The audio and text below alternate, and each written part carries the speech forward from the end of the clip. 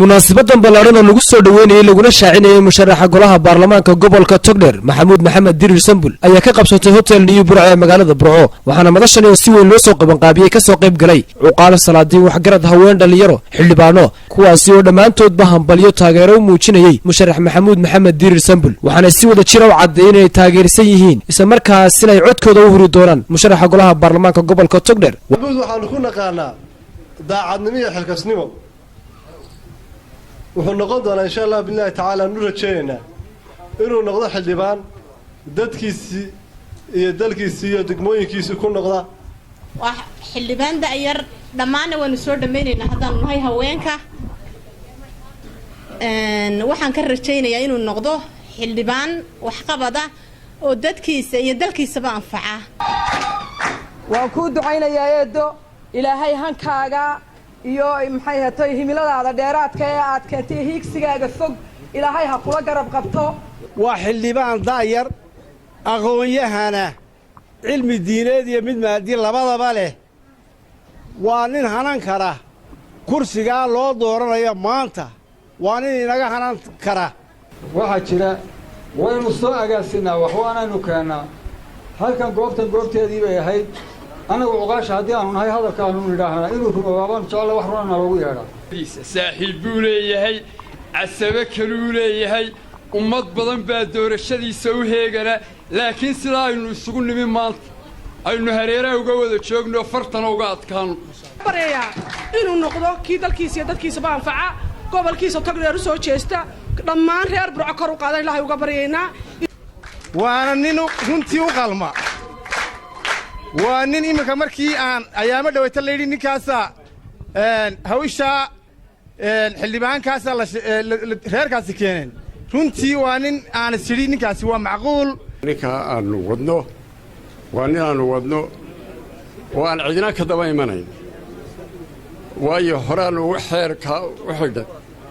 cidi ka daba iman mayso markaa waxa weeye waxaanu ogol lahay oo wadnaa ninka Maxamuud Maxamed Dirir ee la isugu yimaado goobta doorashada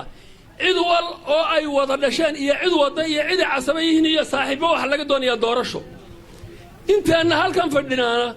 maanta waxaynu isugu nimar haddii qofka la yiraahdo waanu ku wadnaa waa axdi baa lala galay waar hadhow dib ha u kala bixina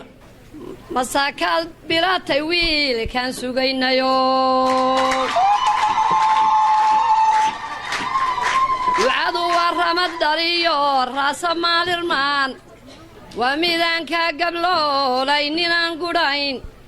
waan habid gagaxayne gacanta nagaga qabo waxaan qabaa inuu yahay xildhibaan karti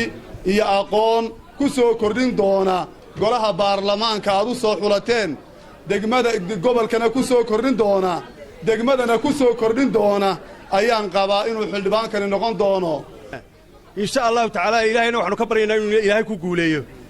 waana nin laga kalsoon yahay deegaanka aanu gudoomiyaha ka nahay waa nin lagu qanacsan yahay marka xaqiiqada laga hadlayo waa inan macquul ah waa nin meel galaa waxaanu leenahay sida ay odayadu yiraahdeen xagga xeebtii xagga xigayaan laga xigin kala shaqeeyay xildhibaanka ama musharaxa inay halkan soo gaarsiiyaan waxaana leeyahay ka sii wada hana ka hadhina ilaa maxay toolay ay gaadhayso ujeedada iyo hadafka ah codaynta oo iyaduna waqtigeeda iman doonta 10 kamida 15kii gobolkan Togdheer laga doortay waxay ahayd dadka ka soo noqday qurbaha marka ninka deegaankiisa iyo magaaladiisa maxas u taalo marka doorataan wuu idinku soo noqonayaa wuu idin la qabaa baahida wuu idin la dareemayaa waxay ku qiimeeyaan 10 marxaladood baa lagu qiimeeyaa ninka hogaamiyaha 10kii reer galbeedku wax ku qiimeyn jireen iyo 10kii islaamku ku qiimeyn jireen intiiba uu wataa haddaan tusaale ka soo qaato waxay yidhaahdaan ninka hogaamiyahay waa inuu noqdaa qof go'aan leh oo wax go'aamin karaya saaxiibkii go'aan waan ku aqaanaa go'aan wuu leeyahay markii aynu dooranno haddii xukuumaddu wax u dhiibato waxbuu qabanayaa haddii xukuumadda albaabka ka xidhatana waxba ma qaban karayo guriga habar jeclada waraaqaa keenay kalsoonida uu ku qabo isagaan xildhibaan noqonin doonaya inuu ururiyo dadka oo isu geeyo oo ka shaqeeyo weeye uu nagu ونقول مرتي قاضي ونكاد شيبني وحنا هلكن uga faa'iideysanayna inaanu ka aqbalnay una yahay kuna kalsoonahay sida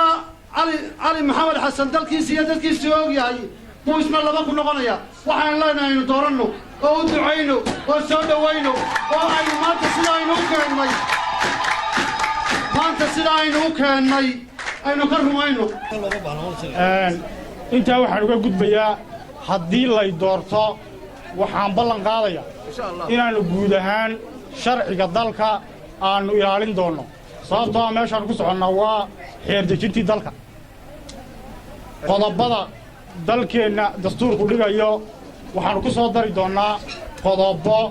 dalka iyo dadkaba wax u taraya ومحمد حسين إسماعيل محمد موتو بولشا TV مقالة برعو.